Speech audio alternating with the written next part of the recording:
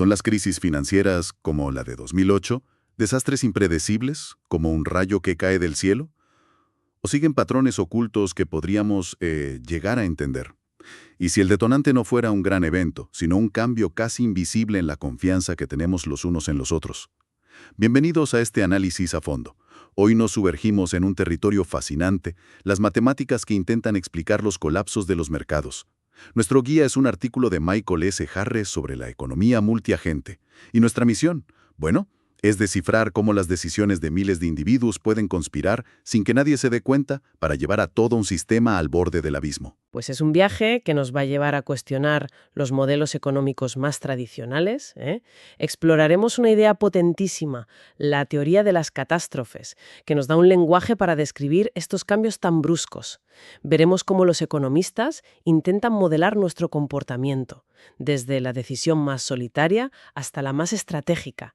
Y terminaremos con un concepto que, la verdad, da escalofríos: las crisis gemelas, donde dos mercados no es que se contagien, sino que caen a la vez, como si compartieran el mismo destino. Perfecto. Pues empecemos por el principio. El artículo arranca diciendo que, claro, después de la crisis de 2008, quedó clarísimo que los modelos que suponen que los mercados están siempre en un equilibrio tranquilo y feliz, ¿Qué nos sirven? que no sirven de mucho. Exacto. Y propone una alternativa. Los modelos basados en agentes. Un momento, antes de seguir. Cuando hablamos de modelos basados en agentes, estamos diciendo que podemos meter la economía entera en un ordenador como si fuera un SimCity y ver qué pasa. Suena un poco a ciencia ficción. Es una buena analogía, sí, pero con un matiz clave. A ver, en SimCity tú eres el alcalde, lo controlas todo. Claro. En estos modelos no hay un control central. Son más bien como un ecosistema digital. Creas miles de agentes, que pueden ser bancos, inversores, compradores. Les das unas reglas de comportamiento sencillas y los sueltas para que interactúen. Y a ver qué sale de ahí. Justo. Lo fascinante es ver qué patrones emergen de ese caos. A veces emerge un mercado estable, otras una burbuja seguida de un colapso. Pero, y aquí viene la advertencia del propio artículo, no es una bola de cristal. Ah, vale. El autor se centra en lo que llama un modelo mínimo, o sea, una versión ultra simplificada para aislar una dinámica muy concreta. No pretende simular el mundo real, sino entender una pieza del mecanismo. Entiendo. Es como estudiar una célula en un laboratorio para entender el cuerpo. No es el cuerpo entero. Y la pieza que quiere entender es lo que llama mercados críticos. Me encantó la imagen que usa para explicarlo. Sí. Describe un mercado estable como un valle amplio y suave. Puedes empujar una bola un poco hacia arriba por la ladera, pero siempre volverá a rodar hasta el fondo, al punto de equilibrio. Es seguro. Exacto. Pero un mercado crítico es un paisaje mucho más traicionero. Imagina un terreno con dos valles, pero separados por una colina que no es muy alta. ¿Vale? Tu bola está tranquilamente en el fondo de uno de los valles. El sistema está en equilibrio, pero entonces algo sucede. Puede ser que un ruido, una ráfaga de decisiones irracionales, empuje la bola justo por encima de la cima. Ok. O, y esto es más sutil, puede que el propio paisaje cambie, que la colina se encoja o el valle se incline, y de repente, sin un gran empujón, la bola empieza a rodar hacia el otro valle que puede estar mucho, mucho más abajo. Y ese es el colapso. Ese es el colapso. Un cambio brusco, una caída a un estado mucho peor, provocado por una perturbación mínima. Y aquí es donde la cosa se pone para mí alucinante. Para describir matemáticamente la forma de ese precipicio, el artículo recurre a algo llamado la teoría de las catástrofes. El nombre ya impone, pero no va de predecir terremotos, ¿verdad? No, en absoluto. Es una rama de las matemáticas, desarrollada por René Thom, que busca clasificar las formas en que un sistema puede cambiar de manera abrupta. Es pura geometría. ¿Geometría? Sí, la idea más famosa es la catástrofe de la cúspide. A ver, imagina que los estados estables de un mercado son una hoja de papel perfectamente plana. ¿Vale? Puedes moverte por ella sin problemas. Ahora, coge esa hoja y pliégala sobre sí misma, creando una especie de ola que se dobla y forma un voladizo. De repente tienes una zona con 3 capas. Para ir de la capa superior a la inferior ya no puedes seguir un camino suave, tienes que saltar. Has creado un precipicio. Has creado un precipicio donde antes no lo había. Eso es una catástrofe, matemáticamente hablando. Vale, la imagen es potentísima, pero si solo describe la forma del precipicio y no te dice cuándo vas a caer, ¿de qué nos sirve en la práctica? Suena muy elegante a nivel teórico, pero un inversor no puede hacer nada con eso, ¿o sí? Es una crítica muy pertinente, y de hecho es la que se le hizo a la teoría en sus inicios. Era puramente determinista y cualitativa. Describía la forma, pero no incorporaba el azar, el ruido del que hablábamos antes. Claro. El avance que menciona el artículo es la versión estocástica, que sí añade esa aleatoriedad. Pero aún así, tienes razón, su valor no es predictivo. No te va a decir, el mercado caerá el martes a las 3. ¿Ya? Su valor es conceptual. Nos obliga a aceptar que los colapsos pueden no ser anomalías, sino una característica geométrica inherente al sistema, y nos da un lenguaje para entender cómo un pequeño cambio en los incentivos puede crear o destruir esos precipicios. ¿Y cómo conecta eso con las decisiones de la gente? Porque una cosa es la geometría y otra que yo decida vender mis acciones. Ahí está la clave. El artículo demuestra que esa misma geometría de la catástrofe aparece en la teoría de juegos, en los equilibrios de Nash. Ah, en teoría de juegos. ¿Sí? Un equilibrio de Nash, para entendernos, es una situación en un juego donde nadie tiene incentivos para cambiar su estrategia si los demás no la cambian. Es un punto estable. Ok. Lo que muestra el artículo es que si cambias ligeramente los pagos del juego, la recompensa por cooperar o el castigo por traicionar, el número de equilibrios de Nash puede cambiar de repente.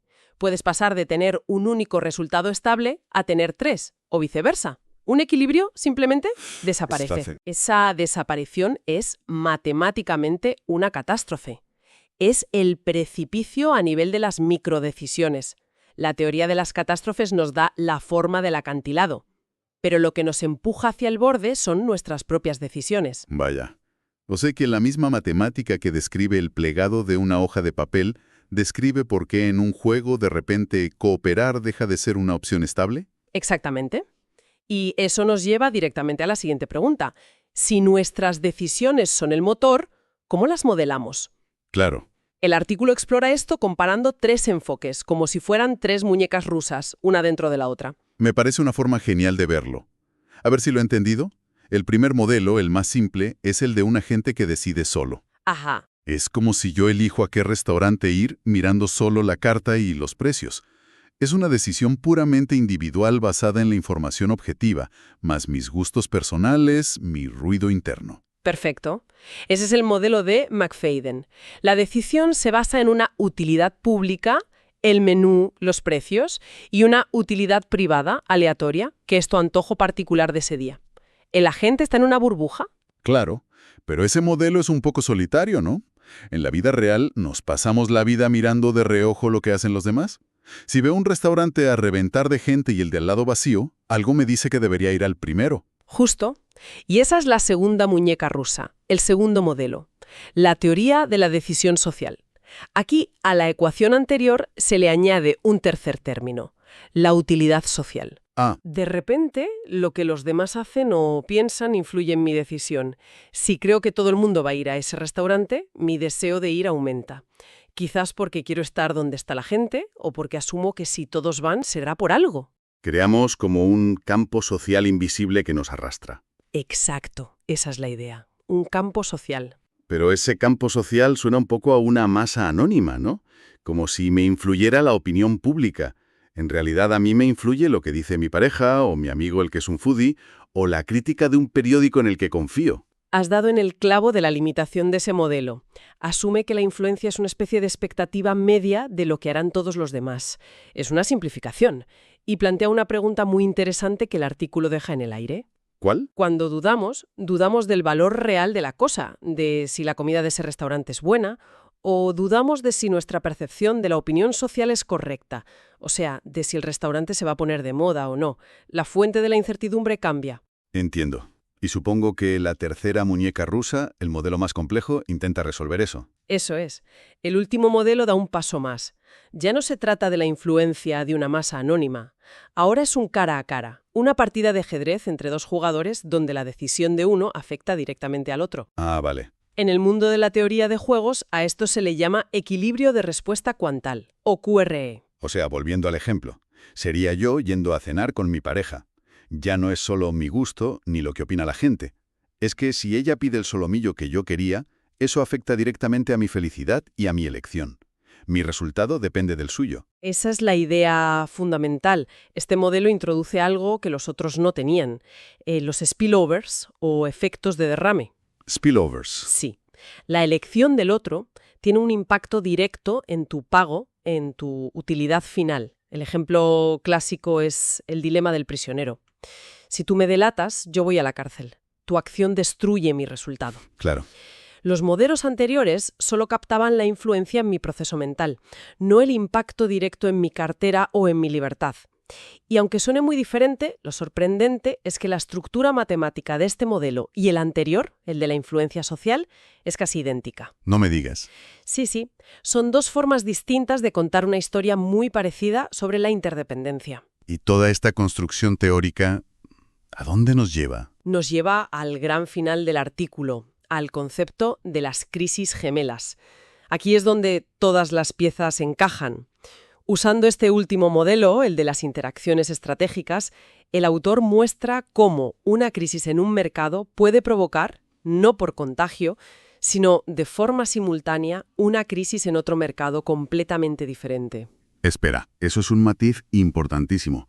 ¿No es un efecto dominó, donde cae una ficha y golpea la siguiente? No, es algo mucho más profundo y, siniestro. La clave es un concepto que se llama complementariedad estratégica. Suena complicado, pero la idea es muy intuitiva. A ver. Es el efecto estampida. Si ves a una persona correr asustada, te pones alerta.